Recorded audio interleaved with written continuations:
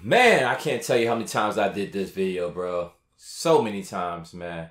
But anyways, welcome back to a new video. I'm your host for today. My name is Frank Nitty. I appreciate you guys for pulling up to hear my commentary, man. Salute to every single one of you. Miss Miyagi bow. Thank you. Round of applause. And you guys probably want to know, what am I going to talk about today? So without further ado, let's get into these shoes. What's poppin', homies? It's your boy Frank Nitty back in the building. Back in the sneaker room, back bringing you guys a whole new video that I did so many times I can't explain to you how many times or how many takes it took for me to make this video.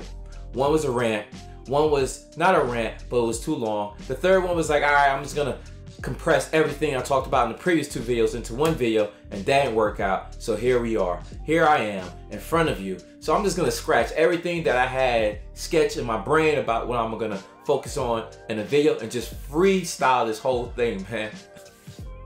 Peep the label. These are size 12, my size, and y'all can tell by the box. It's the Air Jordan 1. Now these shoes came out a week ago. Saturday to be exact, you know, the day the Doernbecher 6 came out, that everybody was just frantically trying to get, including myself, with two phones, to no avail, no luck. I wasn't selected. But what I was selected and copping were these joints. These Air Jordan Retro High OG Defiant Couture. Have them in hand. And these shoes didn't come with much blessings, bro. Most of you guys didn't care for this shoe to be made. Me being a Jordan fan, I appreciate it. And I'm happy I copped it. And I'm happy I won and was selected and got them. And in hand, I'm gonna go over the nuances, what people like or didn't like, and what my thoughts and opinions about these shoes. But first, let's talk about the style of the shoe.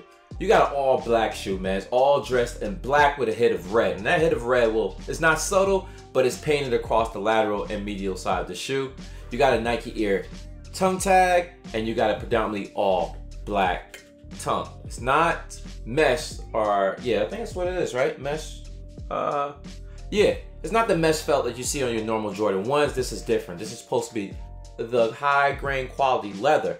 Well, what we know as high grain quality is the tumble leather. That's what we want. We like that soft, squishy, I don't know how else to describe it, right? Like when you squeeze that toe box, it's nice and soft. This is not it. This is clearly not it, but it's not as bad as we may think. Now this picture circulating about how the toe box crease all of a sudden so easily, like it was made to crease intentionally. Like Jordan Brand troll us and be like, yo, let's give him a shoe.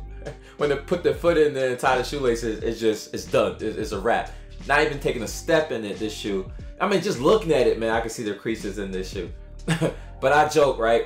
But that's what the consensus is. A lot of people is hating the fact of how easily this shoe is creasable. And no one had the shoe in hand. Well, not no one. Fine Line did have it in his hand. I did watch his review. And he's gonna give his honest opinion, my belief. He's a straight up guy. So when he mentioned how easily this would crease, I guess people who haven't seen this, who also value his opinion, felt the same way. Now, maybe there's other people that you value their opinion, they tell you the exact same thing. But I reserve my judgment till I have it in the hand. And by looking at it, man, just touching it, it's definitely creasable. But what shoe ain't? Now, how severe this is gonna crease, all depends on how severely you wear your shoes. If you're a person who's kicking soccer balls on the weekends and field goals, more likely this ain't gonna last, man. If you have a reckless abandon for your shoes, then yeah, this toe box is not gonna last. But if you casually rock your shoes and you wear it like a gentleman or a lady, you know what I'm saying, expect minor wear and tear. You know what I'm saying? Expect minor wear and tear. But other than that, man, I don't think it's that big of a deal compared to other shoes that were horribly made in the past with poor quality leather that this is any different from, man. This is actually a step up in my opinion. Not the top step on the ladder, but definitely a few steps down, man. But anyways, you got this seal outsole, which I don't think Jordan Brand ever put on the shoe before. This seal colorway is usually reserved for like the side panel or even the toe box. You know what I'm saying? That's where I usually see seal. But Jordan Brand went ham. They was feeling themselves. They felt like, I guess this was such a hit. Let's put that seal color on the outsole, and here we are with that, man. I ain't mad at it. I feel it could be white. It could be a different color. It could be black. Could be red. but that's me nitpicking, right? The creativity behind the shoe is dope. I like the whole concept where they put that stripe wrapping around the whole entire shoe. That's dope. It does give it that high-end look, and I can see where they was trying to go with it, but the materials didn't match. They could have did something better for the materials, in my personal opinion. Especially if you're a fan of the tumble leather, that definitely could have been sketched out, and maybe it was, and it was just thrown out as in not an option. I'm also seeing when the shoe was manufactured. It was manufactured like December 2018. Am I right? No, September through December. So this concept was probably put in play like late 2017 and was executed late 2018. So they knew what type of feedback they would have got. You know, they had enough R&D. Am I saying that? R&D? R&D, man. Research and development. They have, you know, they have enough insight on what people like myself would like in a Jordan 1. So I guess they went with this. Now, where on the totem pole is this material? You know, is it real leather? Is it synthetic leather? Is it a mix of both?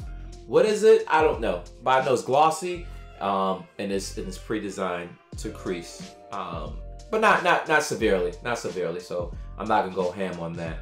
Colorway is pretty dope. They still got the same nuances that you see in the Jordan 1. You got the Wings logo on the lateral side. You got the hitch on the back that hold everything together for your heel. You got the swoosh on both the lateral and medial side.